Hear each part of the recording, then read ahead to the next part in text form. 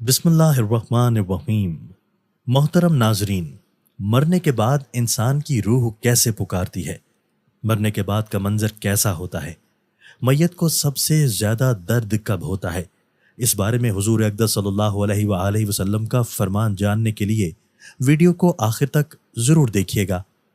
حضرت زید رضی اللہ تعالیٰ عنہ سے روایت ہے کہ نبی کریم صلی اللہ علیہ وآلہ وسلم نے فرمایا کہ میت پر سب سے زیادہ سخت حالت اس وقت ہوتی ہے جبکہ غسل دینے والا اس کو نہلانے کے لیے آتا ہے، اس کی انگلی سے انگوٹھی اتارتا ہے، جسم سے لباس اتارتا ہے، سر سے امامہ جدا کرتا ہے، اس کی روح بے چین ہو کر فریاد کرتی ہے، جس کی آواز جن و انس کے سوا سب سنتے ہیں۔ روح کہتی ہے، اے نہلانے والے، تجھ کو خدا کی قسم میرے کپڑے بہت نرمی سے اتارو، کیونکہ ملک الموت کے پنجے کی تکلیف سے مجھے پوری طور پر ابھی آرام نہیں ملا۔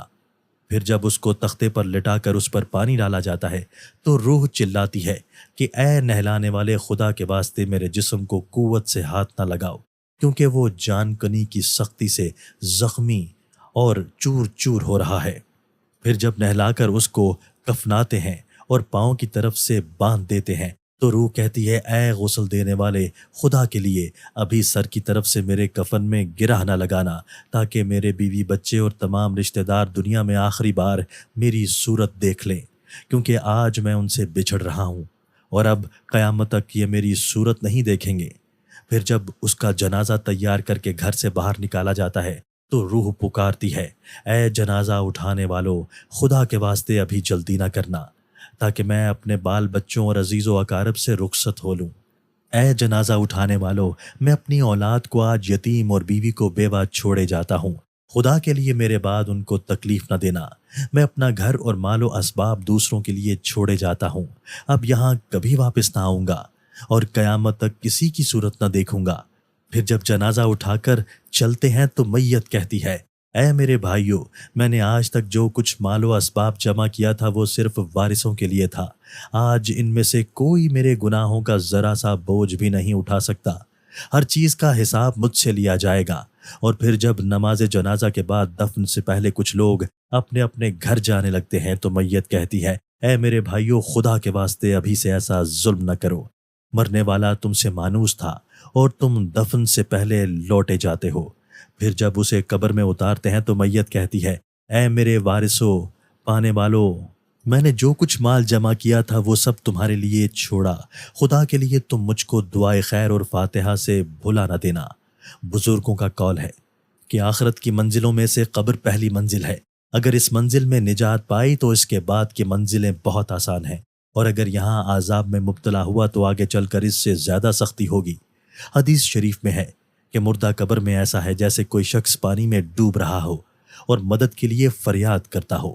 مردہ ہر وقت اپنے ماں باپ، بھائی بہن یا اولاد اور دوست وغیرہ اپنے پسماندگان سے دعائے خیر اور فاتحہ کا منتظر رہتا ہے۔ جب اس کو اس کے پسماندگان کی طرف سے کوئی تحفہ ثواب ملتا ہے تو وہ اس کے لیے تمام دنیا اور جو کچھ دنیا میں ہے اسے محبوب و مرغوب ہوتا ہے، اور اللہ تعالیٰ اس کے رشتہ داروں کی دعائے خیر کے ثواب کو قبرستان والوں پر پہاڑوں کے برابر داخل فرماتا ہے۔ موت ایک دروازہ ہے جس میں سب لوگوں نے داخل ہونا ہے۔ حضرت عثمان غنی رضی اللہ تعالیٰ عنہ جب کسی قبر پر جاتے تو اتنا روتے کہ ان کی داڑھی آنسوؤں سے تر ہو جاتی۔ آپ رضی اللہ تعالیٰ عنہ سے پوچھا گیا، آپ جنت و جہنم کا تذکرہ کرتے ہیں تو نہیں روتے مگر قبر دیکھ کر روتے ہیں؟ کہنے لگے، رسول اللہ صلی اللہ علیہ وآلہ وسلم نے فرمایا کہ قبر آخرت کی پہلی منزل ہے، لہٰذا اگر مرنے والا اس سے نجات پائے تو بعد کے مناظر اس سے کہیں زیادہ آسان ہے، اور اگر اس کی تکلیف سے نجات نہ پائے تو بعد کے مراحل اس سے بہت زیادہ سخت ہیں۔ اور پھر آپ رضی اللہ تعالیٰ عنہ نے فرمایا کہ رسول اللہ صلی اللہ علیہ وآلہ وسلم کا ارشاد ہے، میں نے کبھی کوئی منظر نہیں دیکھا مگر قبر اس سے زیادہ سخت ہے، کیا ہمارے لیے ان قبروں میں عبرت نہیں ہے؟ ناظرین، مالدار، فقیر، طاقتور اور کمزور، غرض یہ کہ تمام لوگ جب مر جاتے ہیں تو دنیا میں لوٹنے کی خواہش رکھتے ہیں، مال جمع کرنے اور محل بنانے کے لیے نہیں، بلکہ اس لیے کہ کاش ہمیں ایک نماز پڑھنے کی مہلت مل جائے، کاش ہمیں ایک دفعہ سبحان اللہ کہنے کی فرصت دے دی جائے، لیکن اب ناممکن ہے۔ اب आमाल नामे लपेट दिए गए हैं, रूह जिस्म से निकाल ली गई है, जिंदगी की मोहलत खत्म है, अब हर मैयत अपने अमल की मोहताज होकर कब्र में पड़ी है। एक हाजतमंद हजरत उस्मान गनी रजी अल्लाह ताला अन्हो के दरवाजे पर गुरूब आफ्ताब के बाद आया। अभी उसने दस्तक न दी थी कि हजरत उस्मान गनी रजी अल्लाह ताला अन्हो की आवाज़ उसके कानों में पड़ी।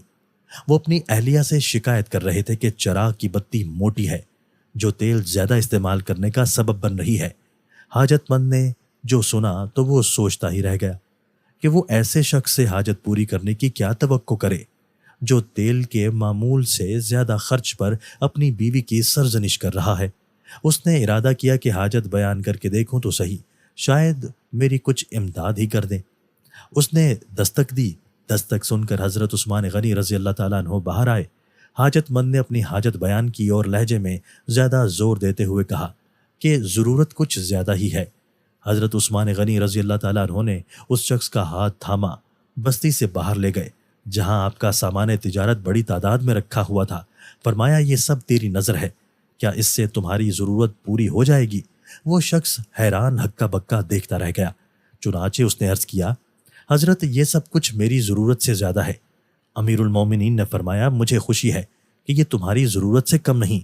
उस शख्स ने कहा, ए हजरत, एक बात बताइए कि चिराग की बत्ती कदरे मोटी हो जाने पर आप अपनी ज़ौजा मोहतरमा को सरजनिश कर रहे थे, हालांकि चिराग इस कदर रोशन रखने में शायद सिर्फ 1 दिरहम का तेल इस्तेमाल ना होता।